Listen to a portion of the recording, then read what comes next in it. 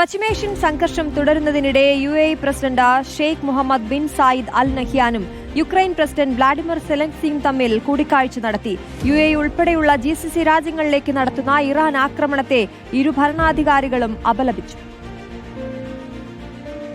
പശ്ചിമേഷ്യൻ സംഘർഷം ഒരു മാസം പിന്നിടുമ്പോഴാണ് ഉക്രൈൻ പ്രസിഡന്റ് വ്ളാഡിമിർ സെലൻസ്കിയുടെ UAE സന്ദർശനം. GCC രാജ്യങ്ങളുടെ പരമാധികാരം, അന്താരാഷ്ട്ര നിയമം, UN ചാർട്ടർ എന്നിവയ്ക്ക് മേലുള്ള കടന്നുകയറ്റവും ലംഘനവുമാണ് ഇറാൻ ആക്രമണമെന്ന് സെലൻസ്കി ചൂണ്ടിക്കാട്ടി. ആക്രമണം പ്രാദേശിക അന്തർദേശീയ സമാധാനവും സുരക്ഷയും ദുർബലപ്പെടുത്തുമെന്നും അദ്ദേഹം പറഞ്ഞു.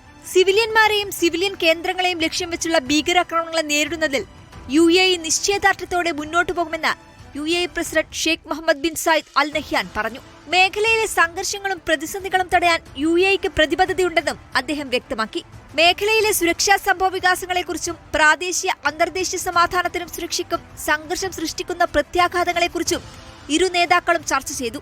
UAEയും ഉക്രൈനും തമ്മിലുള്ള സമഗ്ര സാമ്പത്തിക പങ്കാളിത്ത കരാറും കൂടിക്കാഴ്ചയിൽ ചർച്ചയായി. ഉഭയകക്ഷി സഹകരണം മുന്നോട്ട് കൊണ്ടുപോകുന്നതിന്റെ ആവശ്യകതയും കൂടിക്കാഴ്ചയിൽ പ്രധാന വിഷയമായിരുന്നു. സെലൻസ്കിയുടെ സന്ദർശനത്തിന് UAE പ്രസിഡന്റ് നന്ദി അറിയിച്ചു. Reporter, Dubai.